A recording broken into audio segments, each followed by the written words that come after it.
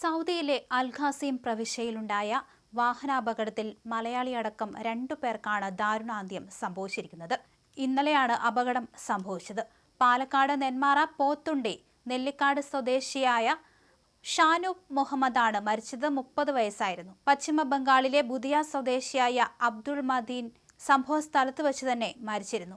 Qasem പ്രവിശ്യയിലെ ഖുറൈദയ്ക്ക് സമീപം സലാം എന്ന സ്ഥലത്ത് ക്വാറ പോലീസ് സ്റ്റേഷൻ പരിധിയിലാണ് സംഭവമുണ്ടായത്.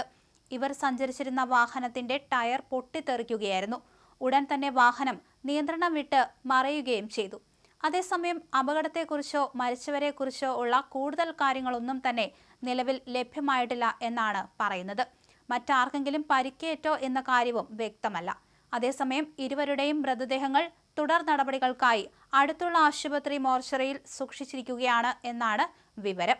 മുഹമ്മദ് ഷാരിഫ് അതിരുപ്പ ഫാത്തിമ ദമ്പതികളുടെ മകനാണ് മരിച്ച ഷാനൂബ്.